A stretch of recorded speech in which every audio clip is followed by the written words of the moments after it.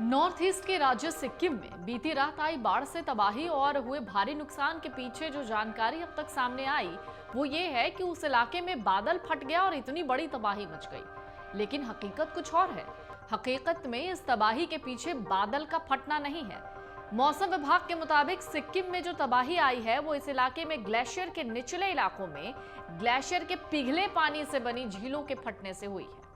वैज्ञानिकों की भाषा में इसको ग्लेशियर लेक आउटबर्स्ट फ्लड कहते हैं, ग्लॉफ। मौसम वैज्ञानिकों का मानना है कि जिस तरह से ग्लेशियर के निचले इलाके में ऐसी झीलें बनी हैं, वो इस तरह के आने वाले समय में और भी बड़ी आपदाएं ला सकती हैं।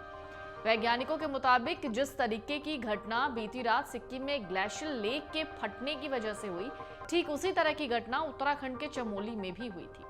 इसके अलावा 2013 में केदारनाथ त्रासदी के पीछे भी एक बड़ी वजह ग्लेशियल झीलों का फटना ही था।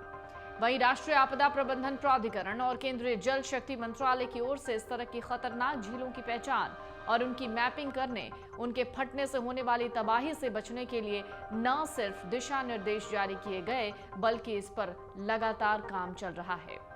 केंद्रीय मौसम विभाग के महानिदेशक मृत्युंजय महापात्रा कहते हैं कि सिक्किम में आई बाढ़ और मची तबाही किसी बादल के फटने से नहीं हुई। उनका कहना है इस बाढ़ की वजह ग्लेशियर लेक आउटबर्स्ट फ्लड है। वो कहते हैं ये वो लेक होती हैं जो हिमालयन रीजन, खासतौर से सिक्किम और लद्दाख के इलाकों में ग्लेशियर के निचले वाले हिस्से में उसके पिघलने वाले पानी से बड़ी लेक के तौर पर तैयार हो जाती हैं। इन लेक में पानी बहुत ज्यादा जमा होता है और जब कभी ये पानी का जमाव फ्लड के रूप में अपनी सभी सीमाएं तोड़ देता है तो सिक्किम में जिस तरीके की रात को बाढ़ आई वैसी ही तबाहियां भी मचाती हैं। सिक्किम के इलाकों में ऐसे जिलों पर नजर रखने वाले वैज्ञानिकों का कहना है कि जब भी ग्लेशियर लेक आउटबर्स्ट फ्लड आता है तो वो अचानक ही होता है और एक तरह के अपने बांध की संरचना को तोड़कर समूचे इलाके को खतरे में डाल देता है। फिलहाल अभी तक जिस तरीके की जानकारियां सामने आई उसके मुताबिक चुंगथांग बांध से पानी छोड़े जाने के कारण नीचे की ओर 15 से 20 फीट की ऊंचाई तक जल स्तर अचानक बढ़ गया। इससे सिंगताम के पास बारदांग में खड़े सेना के वाहन प्रभावित हो गए। 23 जवानों के लापता होने की खबर है। कुछ वाहनों के कीचड़ में डूबे होने की भी खबर है। मौसम विभाग के महानिदेशक मृत्युंजय महापात्रा कहते हैं अभी भी जिस तरीके की जानकारी यहां से मिल रही है वो यही है कि वहां पर बादल फटने की वजह से और बांध से पानी छोड़े जाने की वजह के चलते ही लोगों की जुबान पर बादल फटना है। हालांकि उनका कहना है ऐसे मामलों में जिम्मेदार एजेंसियां लगातार मदद के लिए वहां पर मौजूद हैं। वो कहते हैं जिस तरीके से ग्लेशियर लेक आउटबर्स्ट हुआ और उसका जो पानी था इतनी तीव्रता के साथ आगे बढ़ा कि मौजूद बांध को अगर ना खोला जाता तो भारी तबाही हो जाती। वहीं अब तक की मिली जानकारी के मुताबिक सिक्किम में तबाही की खबरें आ रही। उफनती तिस्ता नदी के कारण प्रमुख सड़कें और पुल बह गए।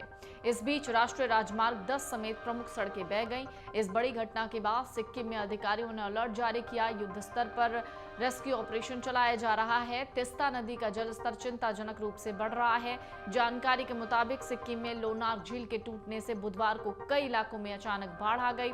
बताया जा रहा है सिक्किम में निचले इलाकों और तिस्ता नदी के किनारे रहने वाले लोगों को अचानक बाढ़ की विभीषिका झेलनी पड़ी और उन्हें चेतावनी भी दी गई। सिक्किम में तिस्ता नदी का पानी बुधवार सुबह सिंगतम और रंगपो जैसे निचले इलाकों में घुसा, जिससे बाढ़ जैसे हालात बन गए। इसके अलावा तिस्ता नदी के बढ़ते पानी से प्रतिष्ठित इंद्रेनी पुल भी बह गया। ये पूर्वी सिक्किम में सिंगतम को दक्षिण जिले को आदर्श गांव से जोड़ता है। दूसरी ओर सिक्किम में अधिकारियों ने डिंगचू, सिंगतम और रंगपो जैसे इलाकों के निवासियों को सुरक्षित जगहों पर पहुंचा दिया है। हाई एल्टीट्यूड पर पड़ने वाली बर्फ और उससे बनने वाले ग्लेशियर और ग्लेशियर से बनने वाले जिले समेत हिमालय रीजन में बर्फ और लॉन्च पर शोध करने वाले संस्थान DGRE के पूर्व निदेशक अश्वघोष गंजू कहते हैं कि ग्लेशियर झीलों की संख्या बढ़ रही है। उनका कहना है जिस तरीके से ग्लोबल वार्मिंग के चलते ग्लेशियर पिघल रहे हैं उसी अनुपात में पिघले हुए पानी से झीलों की संख्या में भी इजाफा हो रहा है।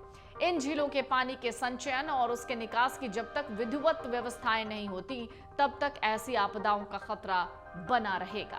कहते हैं कि पूरे हिमालय बेल्ट जो सिक्किम से शुरू होकर लद्दाख और इसके आसपास की पीर पंजाल की पहाड़ियों में जाकर मिलती हैं, वहां ग्लेशियर और उसके झील ये बड़े खतरे की आहट भी है। अमर उजाला अब आपके टीवी पर भी।